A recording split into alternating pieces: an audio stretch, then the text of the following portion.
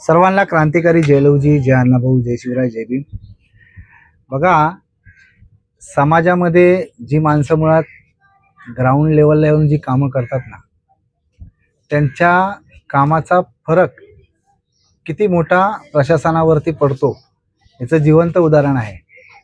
ह्या लक्षवेधीमध्ये जो विषय होता, मुळात ज्यावेळेस माणूस मरण पावतो त्या माणसाला अंत्यविधीसाठी स्मशानभूमी सुद्धा उपलब्ध होत नाही.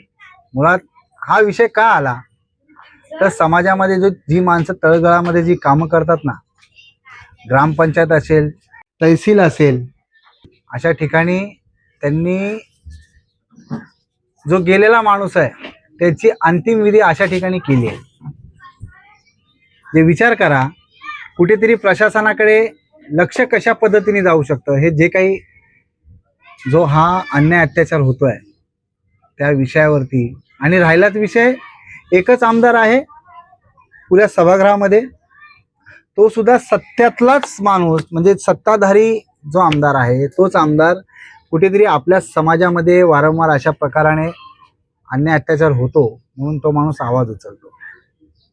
बाकीचे आमदार कुठे? राहिलाच प्रश्न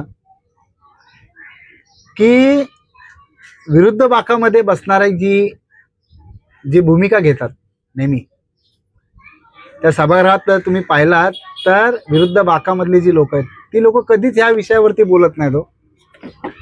कधीच बोलत नाहीत.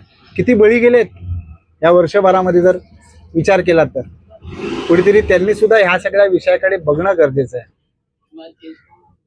आज सत्तेतलाच माणूस ह्या विषयाला वाचा फोडतोय. ते सुद्धा वारंवार कुठेतरी समाजातली माणसं जी आहेत, समाजातले नेते मंडळी जी आहेत, ते ह्या विषयाकडे वारंवार, म्हणजे माणूस मेल्यानंतर सुद्धा त्याचं मळ घेऊन आंदोलन करावं लागतं अशी वेळ येते.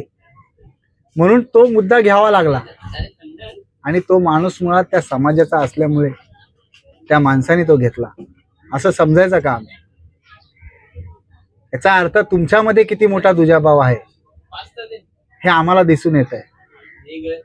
मुलं आज कॉलेजला शिकायला जातात, तिथे सुद्धा त्यांच्यावरती त्याच पद्धतीने कुठेतरी एक वेगळ्या प्रकारचा प्रेशर आणतात आणि ती मुलं का त्या मुलांना मारलं जातं खाटेवर बांधून आणि आत्महत्या दाखवली जाते.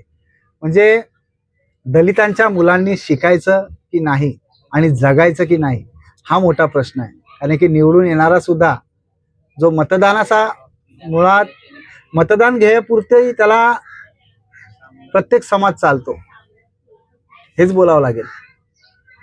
आणि एकदा मतदान झालं की त्याला तो समाज किंवा त्या समाजाची तळमळ ही कळत नाही.